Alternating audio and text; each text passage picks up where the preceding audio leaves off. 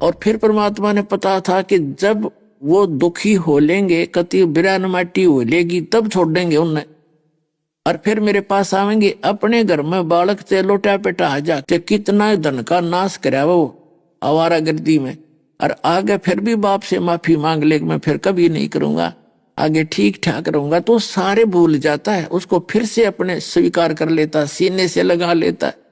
तो पुण्यात्माओं, ये आपका पिता है कबीर साहब, पूरे विश्व के प्राणियों का, और आप काल के जुड़े बैठे थे, वो कभी सुख दे ही नहीं सकता। और ये आप लुटपेट कर यहाँ आ रहे हो, इसको अब भी खुशी है कि ये दुख भी आपके लिए वरदान हो जाएगा जो आपको यहाँ खींच लाया, और यहाँ ते सारे सुख देगा। भगवान किसे कहते ना, तो नामो निशान मिट जाता परमात्मा का। ये पूर्ण परमात्मा समर्थ है और आपको पूरे सुख देगा जो भगवान दिया करता था। आपके भाग का तो आपको पता ही है, अगर आपका भाग अच्छा होता तो अब दुर्गति होती नहीं। तो अब आपको सुख शुरू होंगे तो भगवान के कोटे से शुरू होंगे, और फिर आपको ऐसी भक्ति दी जाएगी कि ईब आप अपने पैरों पर खड़े हो। पहले सुख देगा वो अपने कोटे थे परमात्मा, ताकि आपकी बुद्धि दृढ़ हो इस भगवान में, और फिर आपको कहेगा ये भक्ति कर, अपनी पूंजी इकट्ठी कर, और तब आप ऊपर बढ़ोगे और फिर आपका मोक्ष हो जाएगा। तो कहते हैं सतगुरु पुरुष कबीर हैं ये चारों युग प्रमाण, और झूठे गुरुआ मर गए ये हो गए भूत मसान। जैसे आपको बताया है शिवदयाल जी दोरादास स्वामी पंथ का प्रमुख, जब तक उसके पुण्य चले तो ठीक ठाक शरीर भी रहा, उसके वचन से कुछ एक को लाभ भी होता दिखा, लेकिन हो रहा था उसके अपने संस्कार से लग रहा था जैसे शिवदयाल जी से हो रहा। अंत में वो शिवदयाल भूत बन गया, क्योंकि उसकी साधना पांचों नाम काल के जानो, वो पांचों नाम काल के जाप करे था, और हठ योग किया करता जो किसी संत ने नहीं की, जो जिनको परमात्मा मिले, जिस कारण से वो भूत बना। तो उसका प्रमाण दे रहे हैं गरीबदास जी के सतगुरु पुरुष कबीर हैं, सतगुरु भी हैं और पुरुष माने परमात्मा भी हैं ये कबीर जी, क्योंकि ये भगवान भी हैं। और यहाँ आकर सच्चा ज्ञान वो भगवान एज ए गुरु देता है, एक टीचर की तरह, एक कवि की तरह घूमता फिरता है। तो सतगुरु पुरुष कबीर हैं चारों युग प्रमाण, और झूठे गुरु मर गए वो बन गए भूत मसान। तो शिवदयाल जी भूत बनकर अपनी शिष्या बुकी के अंदर बोला करता था, और वो तब तक रहा जब तक बुकी मरी नहीं। बुकी ने लेकर गया फिर वो, अब दिखाऊं थोड़ी झलक आप। ये है जीवन चरित्र स्वामी जी महाराज का। इसके लेखक हैं लाला प्रताप सिंह सेठ उर्फ चाचा जी साहेब। ये श्री शिवदयाल जी के छोटे भाई थे प्रताप सिंह जी। प्रकाशक हैं राधा स्वामी ट्रस्ट, स्वामी बाग आगरा।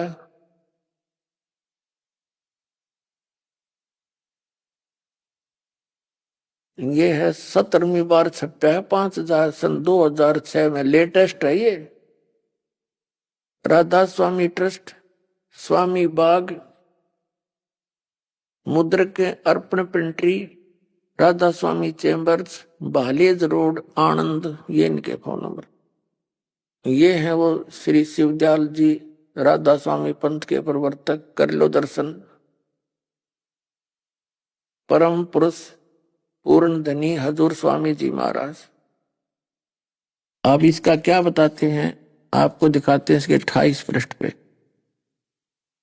ये पृष्ठ 28 पे लिखा है कि स्वामी जी महाराज का कोई गुरु नहीं था, और न किसी से उन्होंने परमार्थ का उपदेश लिया, उनका कोई गुरु नहीं था। ठीक है, गुरु बिन माला फेरते, गुरु बिन देते दान, गुरु बिन दोनों निष्फल हैं, चाहे पूछो वेद पुराण। आत्मा परमात्मा का एक एक वचन अटल है, जो उन्होंने वचन बोल दिया वो फाइनल है, कि गुरु के बिना जो भी साधना करते यूजलेस है। उसका प्रत्यक्ष प्रमाण, जीवित प्रमाण आपको दिखाते हैं कि ये राधा स्वामी पंथ का प्रवर्तक भूत बनकर धक्के खा रहा है।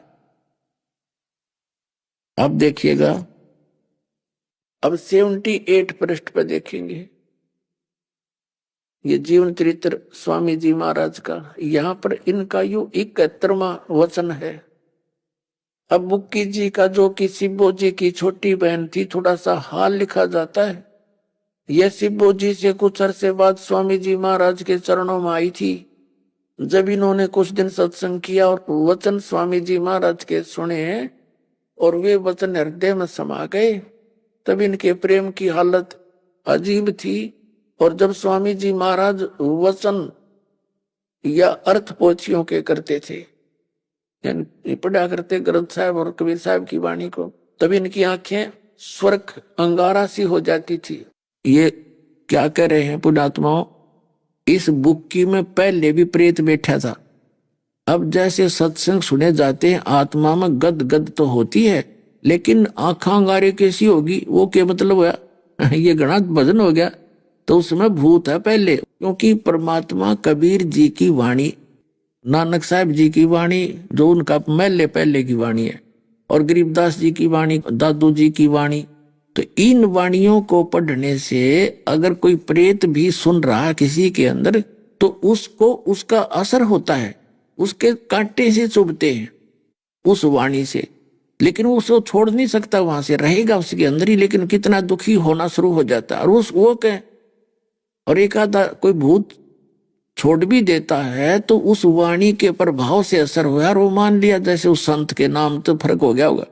लेकिन कुछ ऐसे ढीठ होते हैं जो परमात्मा के बिना वो निकलते नहीं, उनके जूते खाकर ही जाते हैं। तो इस प्रकार जो ऊत भूत जो होते हैं वो परमात्मा बिना नहीं जाते, यहाँ से वो रास्ता नहीं साफ करते। तो वो परमात्मा कबीर जी की भक्ति के, सत भक्ति से सब साफ हो जाते हैं। चाहे कोई जन हो, कोई भूत प्रेत पितर हो, उस नाम के जाप से फिर वो सब जगह छोड़ जाते हैं और हानि नहीं कर सकते आप। तो इसमें पहले भी भूत था, वो घंटों आंख अंगारा सी हो जाती, आंसू पड़ने लग जाती। तो ये प्रेत था बुक्की में पहले ही, और उस प्रेत में प्रेत फिर एक और आ गया, आगे सुनाते हैं, ये देखिएगा। तब इनकी आंखें आंखें सुर्ख अंगारा सी हो जाती थी। किसकी? बुक्की की। आंसू बराबर टपकते रहते थे। बहुत देर तक, यानी घंटों उन वचनों का नशा बना रहता था, बेहोश पड़ी रहती थी, वह भूत थे उसमें। फिर जब स्वामी जी महाराज कथा से फुर्सत पाकर हुक्का पीते थे, स्वामी जी हुक्का भी पीते थे, और कबीर साहब कहते, अमल आहारी आत्मा कदे ना पावे पार, कहे कबीर विचार कर तुम त्यागो तत्व विचार। भांग तमाकू छोतरा आपू और शराब, कहे कबीर कैसे हो बंदगी, ये तो करे खराब। ये देखना, या अभ्यास का रस लेते थे, कथा कहने बैठते थे तो बुक्की जी महाराज के चरणों का अंगूठा मुंह में रखे हुए घंटों चरणामृत का रस लेती थी। और जब कोई मत्था टेकने के वास्ते हटाना चाहता तो वे चरण नहीं छोड़ना चाहती थी, तब मत्था टेकने वाले से कह दिया जाता था, तुम दूसरे चरण पर मत्था टेक लो, उस प्यासी को मत हटाओ। और वह बयान किया करती थी कि मुझे इसमें ऐसा रस आता है जैसे कोई दूध पीता है, खाक रस आता, उसने मूर्ख थी वह। इनके भजन का ये हाल था कि 8 घंटे 9 घंटे रोज भजन किया करती, वह बेहोश पड़ जाती, भूत उसने घेरे रहता। इनको स्वामी जी महाराज के दर्शनों का पूरा आधार हो गया था, और सुरत भी ऊंचे देश में पहुंचती थी देखो इनकी अकल। इन ऊंचे देश का पता है को नहीं। इनको ये पूछा गया, ये बताते हैं कि सतनाम नहीं समझ में आया इनके, कहते सतनाम, सतलोक भी सतनाम को कहते, सचखंड भी सतनाम को, और सतपुरुष भी, सार शब्द भी, सार नाम भी सतनाम ही कहते। तो ऊंचे देश में गए कौन से में, ये दिखाता हूं आपको। जब स्वामी जी महाराज अंतर ध्यान हुए तो बुक्की जी की ये कैफियत हुई कि दिन रात बेहोश पड़ी रहती थी, और 2-2 दिन हाजत जरूरी को भी रफा करने नहीं जाती थी, यानी फ्रेश होने भी नहीं जाती थी, और सूरत स्वामी जी महाराज के चरणों में लगी रहती थी। अब 80 पृष्ठ पर आ गया। करीब 1.5 महीने के ये हाल रहा। सबको खौफ हुआ, यानी शिवदयाल जी मर गए उसके बाद की बात है, इनका शरीर पूरा हो गया, शायद इनकी देह छूट जावे। तब स्वामी जी महाराज ने इनको दर्शन दिए और फरमाया कि जिस तरह तू सेवा पेशतर किया करती थी, यानी उसके जीते जी जो सेवा करती थी, रोटी बनाती थी, होक्का भरती थी, उसी तरह से करो। और फिर उसी रोज से बुक्की जी भोग भी तैयार करती थी और मेरे पन्नी गली के मकान पर पहले के दस्तूर के माफिक पलंग बिछाया करती थी, हुक्का भरती थी। लेखक जो उसका छोटा भाई है शिवदयाल जी का, क्योंकि जो पहले जो मकान में शिवदयाल जी रहा करते थे, फिर वो दोनों भाई अलग अलग हो गए, तो वो स्थान उस छोटे के हिस्से में आ गया। अब वो लेखक उसका छोटा भाई है, उसके मृत्यु के बाद लिख रहा है कि वो पलंग आज भी मेरे उस कमरे में बिछा हुआ है जहां वो बैठा करते थे, पन्नी वाली गली में, आगरा में। देखो, फिर उसी रोज से बुक्की भोग भी तैयार करती थी और मेरे पन्नी गली के मकान पर पहले दस्तूर के माफिक पलंग बिछाती और हुक्का भरती थी। वह पलंग अब भी बिछा रहता है। गरज की जिस तरह से पेशतर सेवा किया करती थी, यानी पहले जीते जी, उसी तरह से कुल काम करने लगी। और स्वामी जी महाराज उनको ध्यान के समय में प्रकट दर्शन देते थे और कुल सेवा उसी तरह कबूल फरमाते थे जैसा अंतर ध्यान होने के पेशतर यानी पहले करते थे। और बुक्की जी को महाराज उनके आखिरी दम तक प्रकट रहे। वह मरी इतना उस समय रहा भूत। अब ये दास सुनाओगे अंग्रेजी आपका समझ बनाओ इनकी कि दास ने समझी खूब। ये क्या कहना चाह रहा है कि जब बुक्की जी बेहोश पड़ी रही और कुछ दिन के बाद, क्योंकि ऊपर बकल उतर के शिवदयाल का तपस्या पर डाले जाते हैं, ये 13वीं क्यों मनाई जाती है कि 13 दिन तक इस प्राणी का पता नहीं ये कहाँ रहता है। ये सभी के इतिहास से बाहर की बात है, परमात्मा ने बताई। ये वहां लाइन लग जाती है इनकी, कोल्ड स्टोरेज में जमा कर दिए जाते हैं। 1 लाख रोज निकाले जाते हैं, तपस्या पर भूने जाते हैं। 13 दिन में ये सारी प्रक्रिया से घूम कर धर्मराज के पास जाकर अपने पूर्व जो भी इसके संस्कार थे वहां से जो लेखा होता है, गधा बनना गधे की योनि में, कुत्ता बनना कुत्ते की योनि में, भूत बनना भूत की योनि में, उसको प्राप्त होकर ये तुरंत फिर वहीं आ जाता जहां आशा ता बासा होई, मन कर्म वचन सुमरिय सोई। तो ये भूत बनकर आ गया और इसने फिर बुक्की में बोला कि ओका भरो और मेरा खाना तैयार करो। अब कहते फिर उसी तरह बुक्की प्रतिदिन ओका भी भरती और खाना तैयार करती और उस पन्नी गली वाले मकान के में जो पलंग था उसका ऊपर बैठ के बुक्की रोटी खाती और फिर ओका पीती। पहले वो ओका भी ना पिया करती, फिर ओका पीने लगी क्योंकि वो भूत आ गया उसमें। वो शिवदयाल जी, अब फिर सुनाता हूं। बुक्की जी को महाराज जी उनके आखिरी दम तक प्रकट रहे, उसका माया रहे भूत। यहां तक कि जिस किसी को जब कोई बात स्वामी जी महाराज से अर्ज करनी होती थी तो बुक्की जी के जरिए से दरख्वास्त कर दिया करते थे। बुक्की जी में इंटरनेट लग गया फिर। हे भगवान,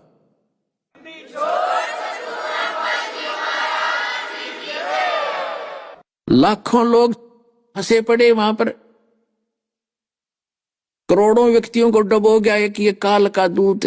और भोली आत्मा आंख नीचे बैठे, अब भी नहीं मानती। इतना प्रमाण दिखा दिया कि विषपान कर रहे हो, जीवन नाश हो रहा है।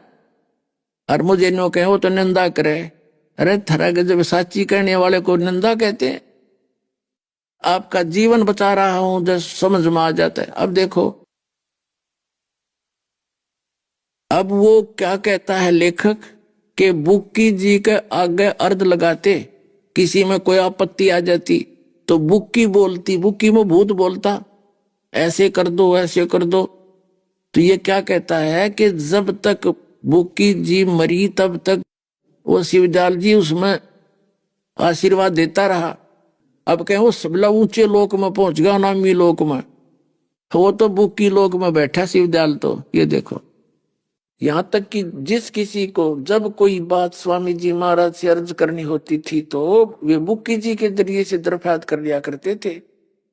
यानी बुक्की जी अभ्यास के समय स्वामी जी महाराज को प्रकट करके और हम कलाम हुआ करती थी। इस नियाजमंद को, यो लेखक बोल रहा है भी जब कभी भीड़ के समय घबराहट होती थी, यानी कोई आपत्ति आ जाती थी और किसी तरह से भी अकल काम नहीं देती थी, तब बुक्की जी के जरिए से स्वामी जी महाराज का हुक्म लिया करता था, और जैसा हुक्म होता था उसी के मुवाफिक बंदा कारबंद होता था। इसी तरह राय साहब ने भी मौज की थी और बुक्की जी के जरिए से 2-4 बार हुक्म हासिल किए थे। भीड़ का मतलब जब कोई आपत्ति आ जाती थी किसी काम से और अकल काम नहीं करती थी, कोई सांसारिक दुख आ जाता था, तो बुक्की जी के आगे जाकर हाथ जोड़ा करते और वहां पुकार करते ही वो बुक्की में बैठा था आ जाता, बोलने लग जाता। नो के हम कलाम होया करती वह ध्यान में प्रगट करके, तुमने ना करा ध्यान में प्रगट, वो बुक्की में हुआ था। अब कहने का भाव ये है कि वो बुक्की में भूत बनकर आ गया, ओक्का पीवे और वो रोटी खावे, जब वो तब हम कलाम हो रहा था, वो तो अंदर बैठा था सारे काम कर रहा था, और बुक्की के सामने वो अर्ज करते, शिवजाल बैठा उसमें भूत है, और फिर वो आशीर्वाद देता, किसी को छोटी मोटी बता देता, वो लाभ हो जाता। तो आगे बताते हैं आप, महाराज जी को प्रगट करके हम कलाम हुआ करती थी बुक्की, और इस नियाजमंद को भी जब कभी भीड़ के समय में घबराहट होती थी, यानी कोई आपत्ति आ जाती थी तो किसी तरह से अकल काम नहीं कर देती थी, तो बुक्की जी के जरिए से उस शिवजाल जी भूत से वो स्वामी जी महाराज का हुक्म लिया करता, तो बुक्की में बोल रहा था, वो भूत आ गया उसके अंदर। और वो आगे बताऊंगा इसकी कहानी एक और, आगे देखो। स्वामी जी महाराज का हुक्म लिया करता था और जैसा हुक्म होता था उसी के मुवाफिक बंदा कारबंद होता था। इसी तरह राय साहब ने भी मौज की थी और बुक्की जी के जरिए से 2-4 बार हुक्म हासिल किए थे। अब पुण्यात्माओं, शिवदयाल जी भूत बनकर अपनी शिष्या बुक्की में बोल रहा है और कहते हैं राय साहब ने भी उसी के माध्यम से, राय साहब दादा हांडी पाक रहा था, उसने तो को सालग्राम ने नारापन चलाया था और वो भी उसका आगे हाथ जोड़ के खड़ा है, तो इनकी साधना निल थी। और बुक्की के अंदर वो भूत बोल रहा था। एक भगत बतावा था, वो कह रहा था जी मेरा चाचा जो था वो राधा स्वामी पंथ से जुड़ा हुआ था और हुक्का तो इनका दादा लाई है, हुक्का बीड़ी कोई आंट नहीं, कोई पियो स्वयं ना पियो कोई बात नहीं, बाकी प्रतिबंध नहीं है इनके लिए, तो हुक्का पिया करता था और चूरमे का ज्यादा लाड़ा था, वो चूरमा ज्यादा पसंद था उसको, फेवरेट था उसका। 2.5 घंटे सुबह 2-2.5 घंटे शाम तक शाम को बैठा करता था, यूं बिल्कुल टस से मस नहीं होता था, ऊपर चद्दर डाल लेता था। मरने के बाद वो अपने लड़के की बहू में, अपनी पुत्र वधू में आ गया और उसमें बोल रहा है कभी का चूरमा बनाओ, बीड़ी पियाओ। पहले वह बीड़ी भी नहीं पिया करती, वो बीड़ी पीने लग गया चाचा उसमें प्रवेश करके। और फिर छोटा मोटा कई बार उसने ऐसा भी हमारे को आने वाली आपत्ति की पूर्व जानकारी भी दे दी। 1-2 ऐसी घटना भी हमारी घटी जो उसके ने कहा वो सच्ची होगी और हमें कुछ बचाव बना, लेकिन वो एक आधी घटना बता दी, बाकी दुख गणा दिया करता। वो उसकी पुत्र वधू काम नहीं करती, बेहोश पड़ी रहती, उठते चूरमा बना लेती, बीड़ी पीने लग जाती, दिन में कई बीड़ी पी जाती।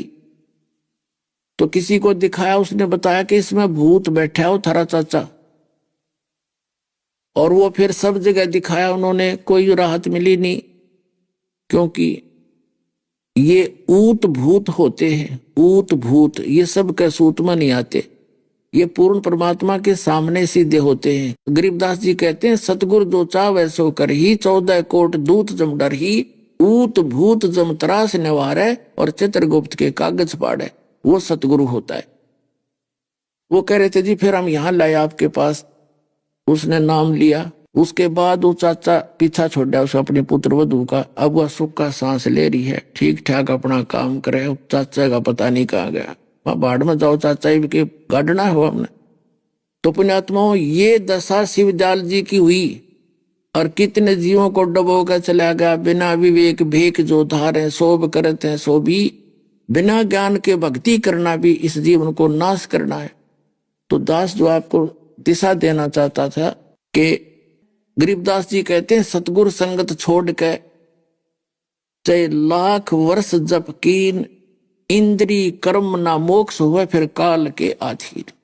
तो पुण्यात्माओं, आपका सौभाग्य है कि आप जी को यह सतमार्ग मिला और भक्ति सही मिली। इस पर दृढ़ता से लग जाओ, ज्ञान को समझो, किसी के कहने सुनने से भ्रमित मत हो, और फिर ऐसे अटल हो जाओ, टस से मस नहीं होना। आजीवन अपने बच्चों को भी लगाओ और अपना कल्याण करवाओ। बोलो सतगुरुदेव।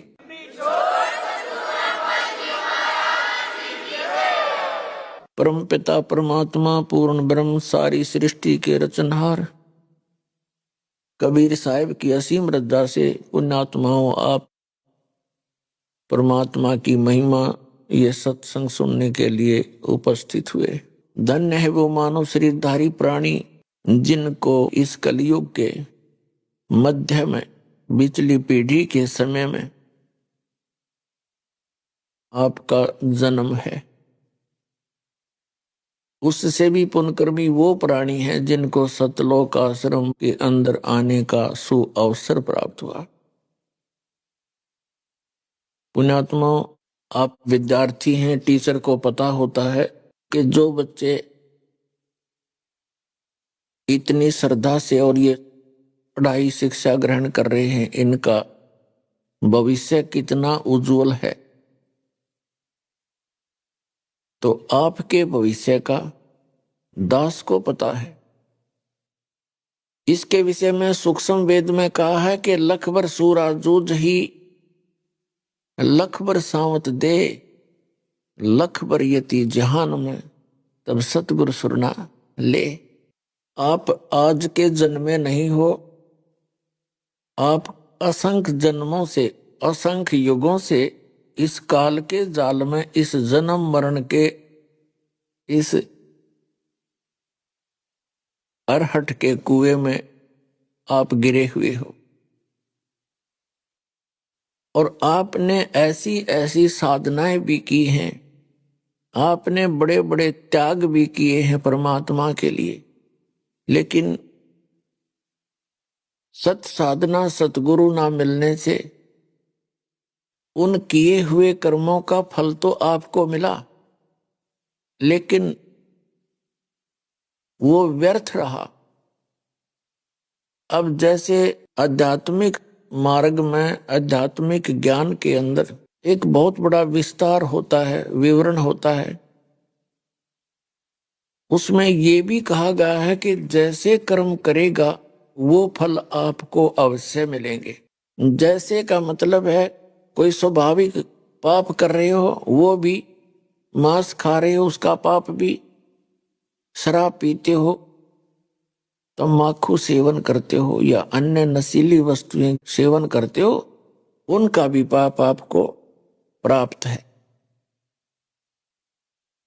और कोई इसके साथ साथ चोरी ठगी डाके डालता है, वो भी पाप आपको मिलना है, लिखा जाता है आपके अकाउंट में। तो इसके साथ साथ आप अन्य कोई पुण्य करते हो, जैसे पक्षियों को दाना डाल दिया, कोई प्याऊ बनवा दी, कहीं भंडारा कर दिया, कोई धर्मशाला बनवा दी, कहीं पर कुएं बनवा दिए, कहीं कंबल बांट दिए गरीबों को या कोई अन्य सुविधा दे दी। ये सभी कर्म आपको प्राप्त होंगे, क्योंकि आपका किया कर्म परमात्मा रखता नहीं। जैसे करोगे वैसा ही मिलेगा। कब तक? जब तक सतगुरु नहीं मिलते। जब सतगुरु मिल जाते हैं फिर आपको आपका शुभ शुभ मिलेगा, अशुभ नहीं मिलेगा। अशुभ को वो खत्म कर देते हैं, कैंसिल कर देते हैं जो सतगुरु होते हैं। और सतगुरु केवल एक ही होता है पृथ्वी पर, एक समय में। वो समय निर्धारित होता है, बीच में परमात्मा स्वयं भी आते हैं, ज्ञान दे जाते हैं, परमात्मा में श्रद्धा आपकी बना जाते हैं। जैसे 600 वर्ष पहले परमेश्वर आए थे, उससे पहले भी प्रत्येक युग में आते रहे हैं, लेकिन हम भगवान को समझ नहीं सके, उनको पहचान नहीं सके, क्योंकि हम स्वयं सुखी थे। और ये सुख इतना हानिकारक है भक्ति मार्ग में। परमात्मा कहते हैं सुख के माथे पत्थर पड़ो, जिसते नाम हृदय ते जावे, और बलिहारी उस दुख के जो पल पल नाम रटावे। किसा सुख भी ना दिए परमात्मा, तेरी याद भूल जा, ऐसा दुख बनाए रखना दाता, तेरी भूल ना पड़े। तो सतयुग त्रेता द्वापर में ये प्राणी दुखी नहीं होते, सब व्यवस्था इनके पास उपलब्ध होती है, अच्छे स्वस्थ शरीर होते हैं, बहुत अच्छी व्यवस्था होती है, जिस कारण से हम परमात्मा को भजते अवश्य हैं। लेकिन जो साधनाएं हम कर रहे होते हैं उन्हीं से हम सोच लेते हैं कि जो वर्तमान में सुख सुविधाएं, पुत्र प्राप्ति या कोई अन्य सुख हो रहा है, इन साधनाओं से हो रहा है। लेकिन वो साधना उस दिन भी गलत थी, आज भी गलत है। वह आज तो आपको पता ही लग गया। और अब ये समय है जो मोक्ष होगा। अब से पहले आप केवल अपना किया कर्म ही प्राप्त करते रहे। ठीक है, जो साधना भक्ति शास्त्र अनुकूल, जैसे परमात्मा आए थे 600 वर्ष पहले, केवल उन्होंने प्रथम मंत्र ही दिया था, वो भी केवल 5 नाम का, जो आपको दिए जाते हैं बीच बीच के जो 5 नाम है, वो एक ग्लूकोज है, ग्लूकोज है। और उस ग्लूकोज से पाप नहीं, यानी स्वस्थ नहीं होता प्राणी, रोग नहीं कटता, लेकिन शरीर खराब नहीं होता, उससे कुछ सहारा मिलता रहता है। तो जितनी भी ये यज्ञ हैं, प्रथम मंत्र और उसके साथ साथ जो यज्ञ हैं, ये तो समझो एक ग्लूकोज है। और सारनाम और सतनाम जो है, ये टैबलेट और इंजेक्शन है इस जन्म और मृत्यु के दीर्घ रोग का नाश करने के। ये प्राप्त नहीं थे अभी तक किसी को। कुछ एक महापुरुषों को प्राप्त हुए, उनको आदेश नहीं था आगे उन मंत्रों को किसी को बताने का। कारण क्या था कि पिछली पीढ़ी तक, अब इस समय तक ये रहस्य गुप्त रखना था परमात्मा ने, नहीं तो काल का दाव लग जाता। ये नकली संत भी यही नाम देते फिरते, उनसे लाभ होना नहीं था, तो परमात्मा के बच्चे काल के जाल में फंसे रह जाते। आदरणीय नानक साहिब जी को ये मंत्र मिला था, सतनाम भी सारनाम भी। उन्होंने किसी भी अपने अनुयायी को, शिष्य को वो मंत्र नहीं दिया सतनाम। ये पूरा सिख समाज इसका प्रमाण है। उनको किसी के पास भी सतनाम नहीं है। एक बार उन्होंने जानबूझकर मर्दाना और बाला के सामने उच्चारण किया था, जब वो लंका देखने के लिए समुद्र के ऊपर से चल रहे थे। मर्दाना ने गलती से सतनाम का जाप शुरू कर दिया था, नानक साहिब जी की नकल करते हुए। वो समुद्र में डूबते डूबते बच्चे। उसके बाद नानक जी ने उसे कहा था कि मर्दाना, आज के बाद ये मंत्र मत जपना। उस डर से पूरा सिख समाज उस मंत्र के आसपास भी नहीं गया, किसी को पता भी नहीं लगने दिया उन महापुरुषों ने, आने वालों ने।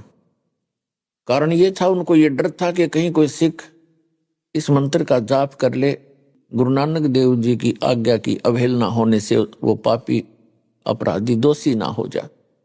उनका कारण क्या था, अब आपके समझ में आवेगी वो क्यों छुपाया था। ये सतनाम का जाप उच्चारण करने का नहीं है, लेकिन नानक साहिब जी ने जानबूझकर उच्चारण किया कि इनमें से कोई न कोई सा नकल जरूर करेगा और उसको झटका लगेगा, और आने वाले समय में एक बैन